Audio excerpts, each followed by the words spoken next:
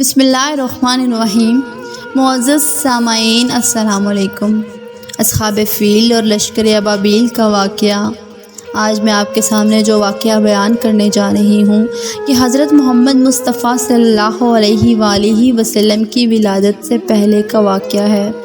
Video شروع کرنے سے پہلے اگر آپ ہمارے چینل پر نئے ہیں تو آپ سے التماس ہے کہ ہمارے اس چینل کو سبسکرائب کریں اور بیل کے آئیکن کو پریس کریں تاکہ آپ کو بالخصوص اسلام اور اسلامک ہسٹری کی ہر ویڈیو بر وقت ملتی رہیں۔ تو چلیے بڑھتے ہیں آج کی ویڈیو کی طرف۔ یمن اور حبشہ کا بادشاہ ابراہہ تھا۔ اس نے شہر صنعا میں ایک گرجا گھر بنایا تھا اور اس کی خواہش تھی کہ حج کرنے والے بجائے مکہ مکرمہ کے صنعا میں آئیں اور اسی گرجا گھر کا طواف کریں اور یہی حج کا میلہ ہوا کرے۔ عرب خصوصاً قریشیوں کو یہ بات بہت ناگوار گزری۔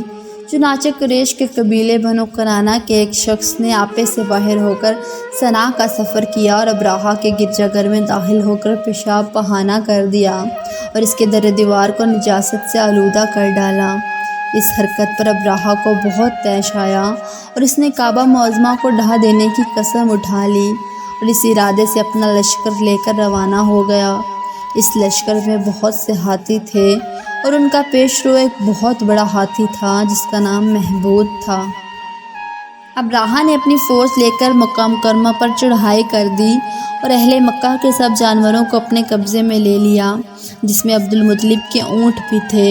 یہی عبدالمطلب جو ہمارے پیارے نبی اکرم صلی اللہ علیہ وآلہ وسلم کے دادا ہیں، خانہ کعبہ کے متولی اور اہل مکہ کے سردار تھے۔ یہ بہت ہی رعبدار اور نہایت جسیم و باشکوہ آدمی تھے۔ یہ ابراہہ کے پاس آئے۔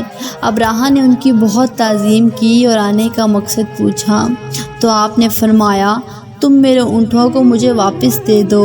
یہ سن کر ابراہہ نے کہا، مجھے بڑا تعجب ہو رہا ہے کہ میں تو تمہارے کعبہ کو ڈھانے کے لیے فوج لے کر آیا ہوں جو تمہارا اور تمہارے باپ دادا کا مقدس اور محترم مقام ہے۔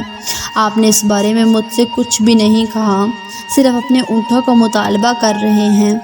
حضرت عبدالمطلب نے فرمایا کہ میں اپنے ہی اونٹوں کا مالک ہوں، اس لیے اونٹوں کے لیے کہہ رہا ہوں اور کعبہ کا جو مالک ہے وہ اس کی حفاظت فرمائے گا، مجھے اس کی کوئی فکر نہیں۔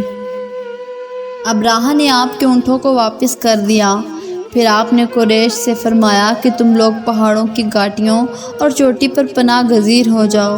چنانچہ قریش نے آپ علیہ السلام کے مشورے پر عمل کیا۔ اس کے بعد حضرت عبدالمطلب نے کعبے کا دروازہ پکڑ کر بارگاہ الہی میں کعبہ کی حفاظت کے لیے رو رو کر دعا مانگی۔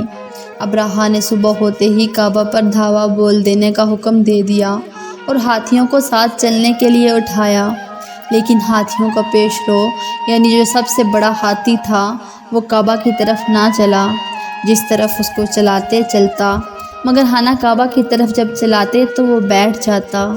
اتنے میں اللہ تعالیٰ نے سمندر کی جانب سے پرندوں کا ایک لشکر بھیج دیا۔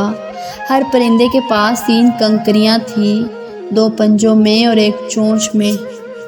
ابابیلوں کے اس لشکر نے ابراہہ کی فوج پر اس طرح حملہ کر دیا کہ ابراہہ کی فوج بدحواس ہو کے بھاگنے لگی۔ کنکریاں چھوٹی چھوٹی تھیں مگر وہ نوکدار پتھروں کی مانند تھیں۔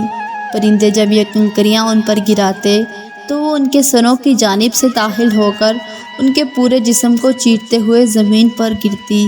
ہر کنکری پر اس شخص کا نام لکھا تھا جو اس کنکری سے ہلاک کیا گیا۔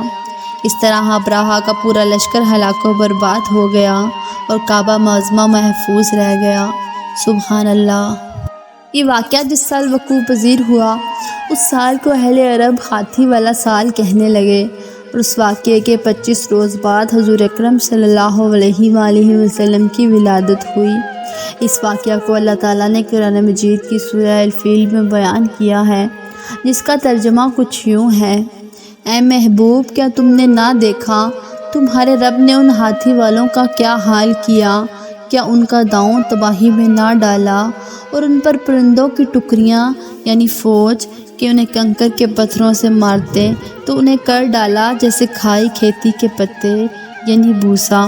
اس واقعہ سے معلوم ہوا کہ قرآن مجید کی طرح کعبہ معظمہ کی حفاظت کا ذمہ بھی اللہ تعالیٰ نے اپنے سپرد لے رکھا ہے۔ کوئی بھی طاقت نہ قرآن مجید کو فنا کر سکتی ہے اور نہ خانہ کعبہ کو صفحہ ہستی سے مٹا سکتی ہے، کیونکہ اللہ تعالیٰ ان کا محافظ اور نگہبان ہے۔ اسی امید کے ساتھ آپ سے اجازت چاہتی ہوں کہ آپ کو آج کی ویڈیو پسند آئی ہوگی۔ اگر آپ کو ہماری ویڈیو اچھی لگی ہو تو اسے لائک کریں، شیئر کریں اور ہمارے چینل کو سبسکرائب کریں۔ جزاک اللہ ثم جزاک اللہ۔